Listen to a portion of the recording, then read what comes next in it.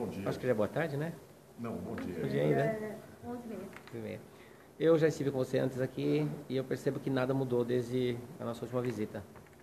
Essa escada é o meio de acesso que as pessoas têm. Só que aqui, como a Cléo já disse, entra gestante, idoso, crianças e principalmente um funcionário que tem dificuldade de mobilidade. Você, Claudinei, que está aqui há quanto tempo? Bom, eu sou funcionário há mais de 10 anos. E usa esse prédio há quanto tempo? Esse prédio, desde um pouco depois da sua inauguração, esse prédio foi montado em caráter emergencial durante a administração da prefeita Cida Máscara. O propósito era salvaguardar o acervo que até então estava guardado em caixas, e nesse tipo de condicionamento nós teríamos perdido 100% do acervo se estivesse nessa situação até hoje.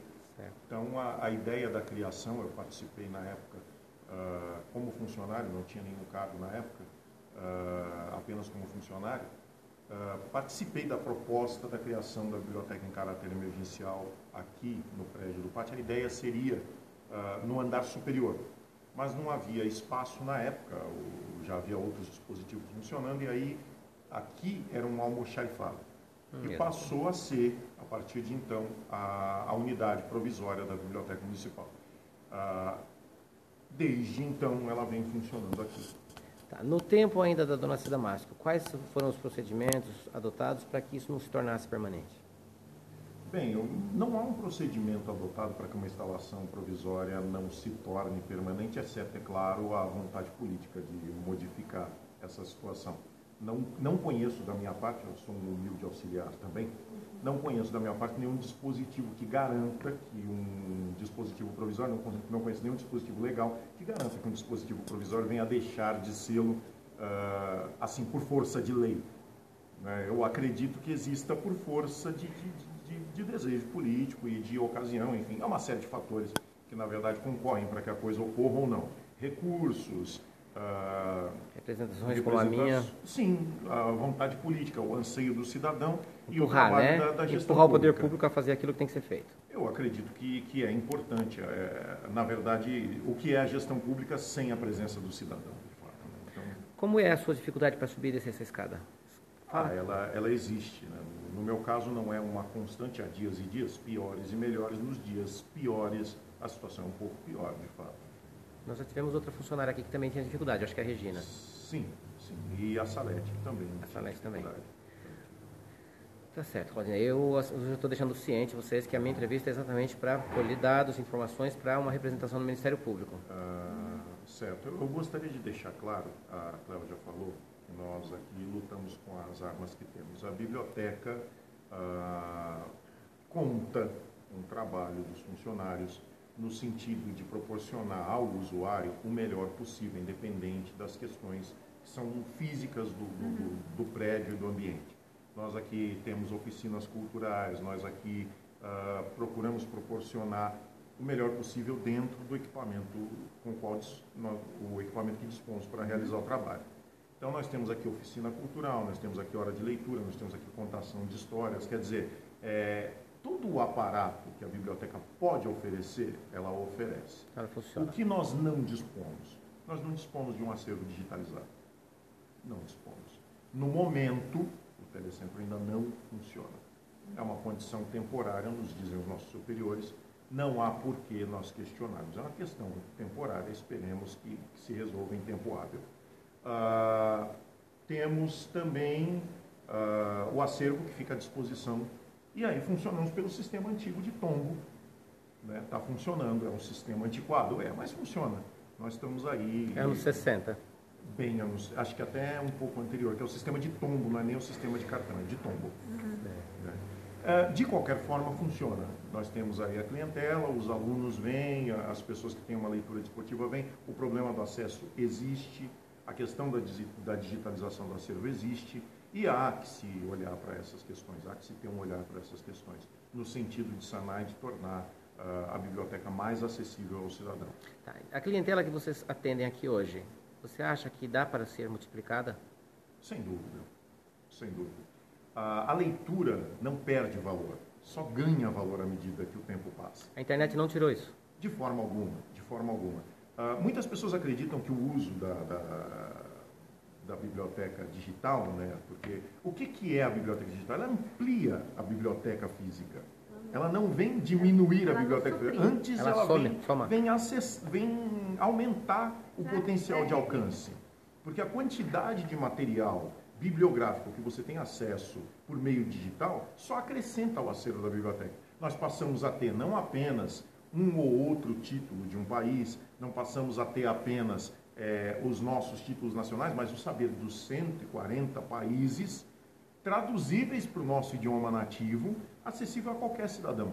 Então é muito importante que esteja funcionando por essa razão. Não vem a diminuir a biblioteca, muito pelo contrário, vem a ampliar o potencial da biblioteca. Tá. As escolas municipais e estaduais enviam os alunos para cá ou apenas as municipais? Não, tanto estaduais quanto municipais participam. Quanto as particulares. E as particulares também, mesmo, as particulares. Que temos hoje 2 ou 3, né, particulares. Sim, e aí no caso, tanto participam de oficinas culturais, quanto vêm buscar leitura, material de pesquisa, enfim, o saber enciclopédico não está ultrapassado, muito pelo contrário. Certo. Então, o maior problema mesmo hoje é a acessibilidade. Eu creio que é um grande problema. Certo. Eu, mais uma vez, insisto, Claudinei, eu vejo, te conheço faz tempo, eu acho que a prefeitura peca muito em não ter colocado aqui um elevador. Do meu ponto de vista, é o tipo da coisa cara, né? Percebe-se que é o tipo da coisa cara para um prédio que não pertence à administração. Então, acho que é compreensível. Por outro lado, realmente, para o atendimento ao público, que é ao qual se destina o dispositivo, faz falta uma acessibilidade, seja ela qual for. E o nosso piano? Nosso piano continua aguardando uma boa alma que o ajude a voltar à velha forma. Certo. Mas está conservado e assim, não perdeu-se nada. O que tinha continua conservado. Eu vou questionar mais uma coisa. Você e a Cléo. Cléo, não eram essas as prateleiras que nós tínhamos na biblioteca antiga? O que aconteceu? Isso eu posso responder. O que aconteceu? As prateleiras da biblioteca antiga, em sua maioria, eram acopladas às paredes. É um outro modelo de armazenamento que funcionava muito bem naquele prédio, mas aqui não tinha o aparato para que fosse colocado. Podia, então, por exemplo, embolorar. Podia embolorar, por exemplo. As paredes aqui são diferentes, né? Aquele equipamento, quando retirado, já não se mostrou em condições de ser reutilizado. Entendi. Então, mudou o modelo de armazenamento. Nós tivemos uma perda de acervo lá na outra biblioteca, em virtude, porque o motivo que a biblioteca de lá fechou foi um rombo no teto. Permitia a entrada de água e isso causou danos ao acervo. A partir disso, a biblioteca foi armazenada em caixas e guardada num almoxarifado, que não são as condições ideais.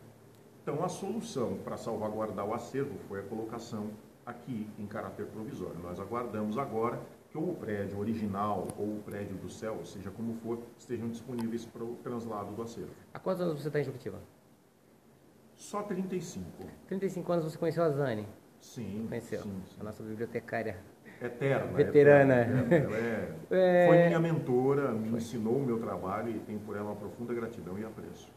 Eu perguntei se você já conhecia a cidade há tempos, porque eu vou te perguntar, independente de gestão atual ou partidarismo, eu sei que você apoiou a Dona Cida na época, independente disso, vamos pegar dos seus 35 anos de Juquitiba, me diz, qual é a sua nota para os investimentos que a prefeitura, vamos dizer assim, o executivo, nesses 35 anos, qual é a nota que você daria para o interesse que eles tiverem em investir na cultura?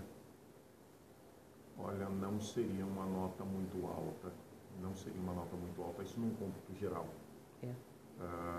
E eu explicito o motivo do seu menor temor. Eu não acredito, e vou continuar não acreditando, não importa o quanto me acenem, numa política que não contemple a base. Cultura é base, é cesta básica da condição humana. Eu disse isso uma vez na Assembleia Legislativa, quando falávamos do aporte federal de recursos. A cultura não é luxo, não é supérfluo, ela está na cesta básica da condição humana.